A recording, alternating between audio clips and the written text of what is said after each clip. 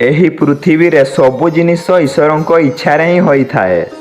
ତାଙ୍କ ବିନା ଅନୁମତିରେ ଗୋଟିଏ ପତ୍ର ମଧ୍ୟ ପଡ଼ିନଥାଏ। ଦର୍ଶନ ନ ଦେଇ ପାରିଲେ ମଧ୍ୟ ପରୋକ୍ଷ ଭାବରେ ସେ ଆମକୁ ଅନେକ ସଂକେତ ଦେଇଥାନ୍ତି ଏବଂ ଆମ ସହିତ ସର୍ବଦା ରହିଥାନ୍ତି। ତେଣୁ ଆମେ ଈଶ୍ୱରଙ୍କ ଉପସ୍ଥିତି ଅଧିକାଂଶ ସମୟରେ ଅନୁଭବ କରିଥାଉ।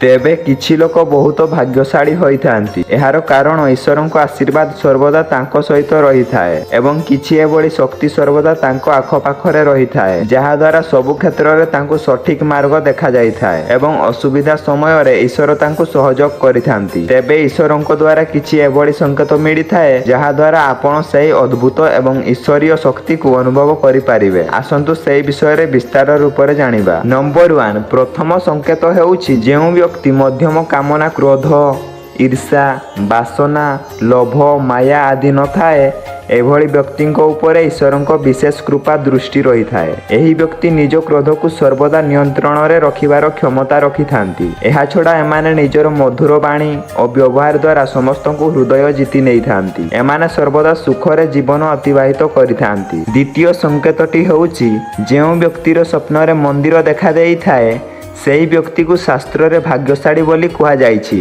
ଯେଉଁମାନଙ୍କ ସ୍ୱପ୍ନରେ ଭଗବାନ ସାକ୍ଷାତ କରିବାକୁ ଆସିଥାନ୍ତି ସେହି ବ୍ୟକ୍ତିଙ୍କ ସହିତ ଈଶ୍ୱରୀୟ ଶକ୍ତି ଯୋଡ଼ି ହୋଇ ରହିଥାଏ। ଏହି ବ୍ୟକ୍ତିଙ୍କ ସହିତ ସର୍ବଦା ଆଲୋକିତ ଶକ୍ତି ରହିଥାଏ। ତୃତୀୟ ସଂକେତଟି ହେଉଛି ପ୍ରତ୍ୟେକ ଲୋକଙ୍କୁ ନିଜର ବଳକା ସମୟରେ ଈଶ୍ୱରଙ୍କ ଭକ୍ତି ଏବଂ ଈଶ୍ୱରଙ୍କ ନାମ ସ୍ମରଣ କରି ସମୟ ଅତିବାହିତ କରିବା ଉଚିତ। ଈଶ୍ୱରଙ୍କୁ ହିଁ ସତ୍ୟ ମାନି ତାଙ୍କ ଅନୁଭୂତି କରିବା ଦ୍ୱାରା ମନ ପ୍ରାପ୍ତି ହୋଇଥାଏ। ନମ୍ବର 4, ଚତୁର୍ଥ ସଂକେତ ହେଉଛି ଯେଉଁ ବ୍ୟକ୍ତି ସମାଜ ପ୍ରତି ନିଜର ଦାୟିତ୍ୱ ବୁଝିପାରି ସତ୍କାର୍ଯ୍ୟ ଏବଂ ପୁଣ୍ୟ କାର୍ଯ୍ୟ କରିଥାନ୍ତି, ଏହା ସହିତ ସେ ଅସହାୟ ଲୋକଙ୍କୁ ସାହାଯ୍ୟ କରିଥାନ୍ତି, ସେଭଳି ବ୍ୟକ୍ତି ସମାଜ ପାଇଁ ଏକ ଉଦାହରଣ ହେବା ସହିତ ସେମାନଙ୍କ ଉପରେ ଭଗବାନଙ୍କର ଆଶୀର୍ବାଦ ରହିଥାଏ।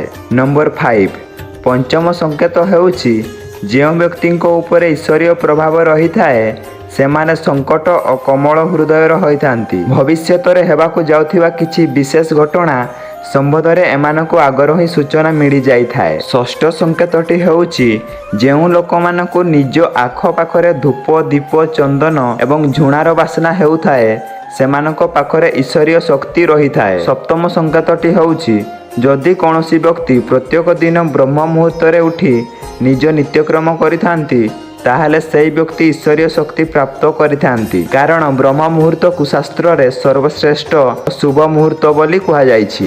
ଅଷ୍ଟମ ସଂକେତଟି ହେଉଛି ଆମେ ଯେବେ ମନ୍ଦିରକୁ ଯାଇ ସେଠାରେ ସତ୍ସଙ୍ଗ କିମ୍ବା ଭଜନ ଶୁଣିଥାଉ ସେହି ଭଜନଟି ଯେତେ ସୁନ୍ଦର ଏବଂ ମଧୁର ହେଲେ ମଧ୍ୟ ଆମେ ବେଳେବେଳେ ଅନ୍ୟମନସ୍କ ହୋଇଯାଇଥାଉ। କିନ୍ତୁ ଏଭଳି କିଛି ଲୋକ ଅଛନ୍ତି ଯେଉଁମାନେ ଭଜନ କୀର୍ତ୍ତନରେ ମଜି ଯାଇଥାନ୍ତି ଓ ସେମାନେ କେବଳ ଈଶ୍ୱରଙ୍କ ନିକଟରେ ନିଜକୁ ସମର୍ପି ଦେଇଥାନ୍ତି। ନବମ ସଂକେତଟି ହେଉଛି ଯେଉଁ ବ୍ୟକ୍ତି ଈଶ୍ୱରଙ୍କ ଚରଣ ତଳେ ପରମ ଆନନ୍ଦ ପ୍ରାପ୍ତ କରିଥାଏ ଏବଂ ଈଶ୍ୱର ଭକ୍ତିକୁ ହିଁ ବାସ୍ତବ ସତ୍ୟ ମାନିଥାଏ ସେହି ଲୋକ କେବେ ବି ଦୁଃଖରେ ରହେ ନାହିଁ। ଯଦି ଆପଣମାନଙ୍କୁ ଭିଡ଼ିଓଟି ଭଲ ଲାଗିଥାଏ ଗୋଟେ ଲାଇକ୍, କମେଣ୍ଟ, ସେୟାର କରିବାକୁ କେବେ ଭୁଲିବେନି।